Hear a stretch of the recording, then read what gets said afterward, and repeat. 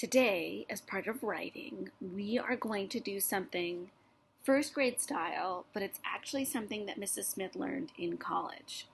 So, when people are writing, one of the main things they need to do is decide on the main idea, and that is the topic that everything else is going to revolve around. So, for instance, this title really helps you to understand what this is about. It's about puppies. And each of the sentences in this paragraph need to be about puppies. This paragraph is what is described as this grouping of sentences. It is a number of sentences all about one topic. A sentence, of course, starts with a capital and ends at a period. Most of the time, paragraphs will have between 5 and 8 sentences in them. And then as you get older and you're writing more, each time you need to change your thought, you move to a new paragraph. Today, what we're going to do is we're going to talk about finding the main idea. They call it the hanger word. The hanger word is the main idea that all the other sentences hang on to. So you could almost imagine that this is the main idea, and these are all the little sentences that are very dependent on the hanger. So imagine if each of these little sentences inside the paragraph were like the clothes that hang on the hanger. Okay. So what we need to do is, we know the topic is puppies. Generally, when you're doing small things like this, you will find the main idea in the first sentence. Generally, what we try to do is declare our main idea so that the person who is reading our story or our essay or our paragraph knows what to expect as they continue to read. So let's read sentence 1. Puppies need a lot of care. I have a feeling that this entire paragraph is going to be about puppies that need a lot of care. So what would be a good hanger word? Well, need, no, that doesn't really tell us anything. A lot of doesn't really tell us anything. Puppies is already the topic. How about care? Puppy care is our hanger term. So the rest of our sentences are going to be about puppy care. So let's see different ways that we care for puppies. So I know it doesn't have any lines. You might want to make yourself some lines. So what I would do is just take a straight edge, like I'm going to use my marker box, and I'm going to draw myself some lines. That way I try to draw nice and neat. Okay, so let's see what puppy care is all about. So let's keep reading. Feed your puppy good dog food. So one of the ideas about puppy care is feeding your puppy. Now we're going to highlight that. Care and feeding. Let's look at number 2. Table food can be bad for puppies. So that's all about feeding. Next one. Walk your puppy every day. So another term that helps us to care for puppies is to walk the puppy. Or you could play with them outside, you could throw a ball, there's lots of ways to exercise your puppy. This will help your puppy grow up strong. Next one, take your puppy to the pet doctor. So you want to go to the pet doctor. Do you know what we call a pet doctor? They are named a veterinarian. I wonder how many of you have ever wanted to become a veterinarian. The doctor will check the puppy. He will give the puppy shots to keep it from getting sick. So, puppy care involves feeding, walking, and going to visit the veterinarian when you need to. How about love? Would that be another good sentence to add to this? What are other ways that we care for puppies? What other sentences could we have added to this paragraph? I want you to think about other ways that we care for puppies and imagine that we could also add that. And that would help us to explain further about puppy care. Okay, so that one we kind of did together. This one, what I'm going to do is I'm going to show you the beginning, and then I want you to try to do some of this on your own. So we have our hanger words. Each hanger word is for each individual paragraph. So for instance, this is paragraph 1, this is hanger word 1. Paragraph 2, hanger word 2. Paragraph 3, hanger word 3. Paragraph 4, hanger word 4. I'm going to move my screen out a little bit.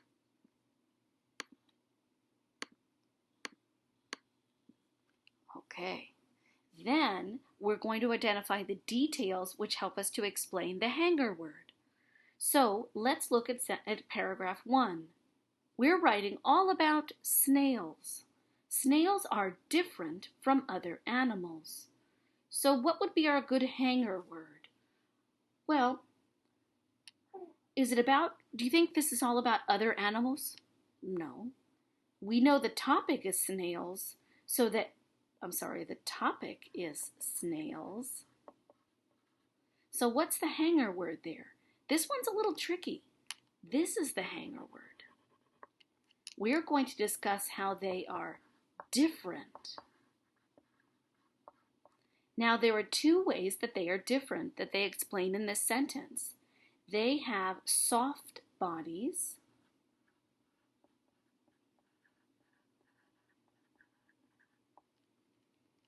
Soft bodies and hard shells. Not all animals have soft bodies and hard shells. In fact, we don't even have a shell. So that's very different. Now let's look at paragraph 2 together. I want you to try to do 3 and 4 on your own. The soft bodies of snails move along on a slimy foot. The slime helps them move. They leave a trail of slime as they go. So what is this paragraph all about? It's about their soft bodies.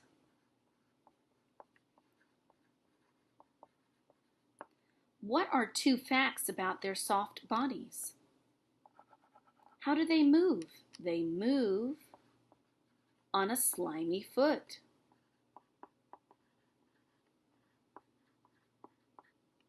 Remember, pause me if you ever need to.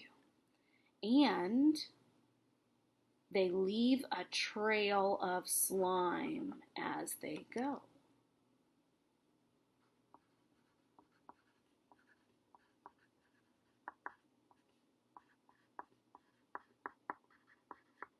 So, what you need to do now is read the first sentence of the 3rd paragraph. Decide what the rest of this paragraph is going to be about, and then find 3 details that help us to understand that paragraph. For the last one, find the word as part of this sentence, which helps us to identify what the conclusion is about. Generally, the conclusion is at the end of our story, the last paragraph. And then identify a part of the sentence which describes our conclusion. Okay, so what you should do now is pause me, and I want you to try to read these 2. If you need me to, I'm going to read them now, but I want you to try to answer these questions on your own. Snails also have a hard shell on their backs. Their shells keep growing until they are adults. The shells keep them safe from animals. Animals have a harder time eating the snails. And then our 4th paragraph.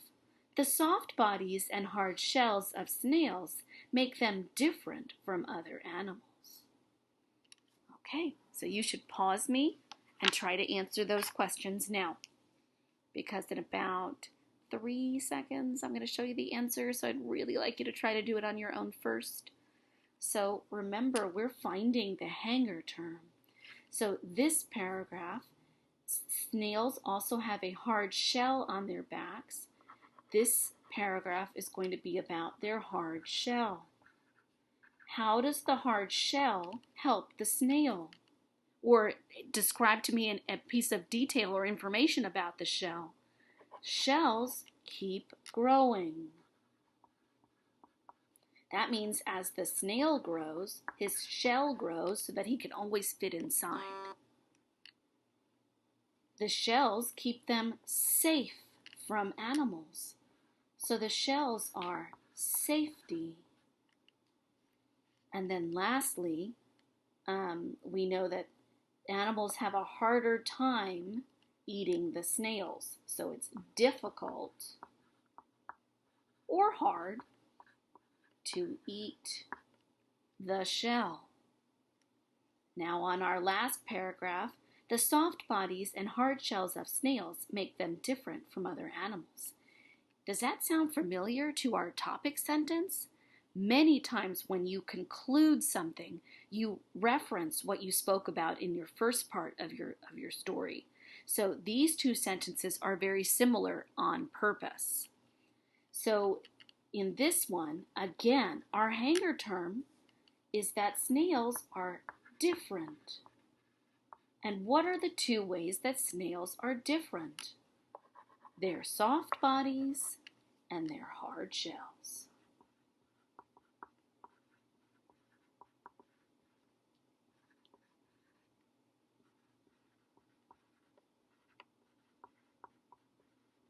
Here we go.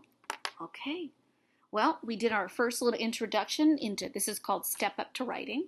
I really enjoy it because this is something that Mrs. Smith could have really used when she went to college, when all the teachers said, hey, don't you know how to make a thesis statement? Don't you know how to identify the main idea? Don't you know how to create details to help the reader to understand what your main idea is? No. But now my first graders do.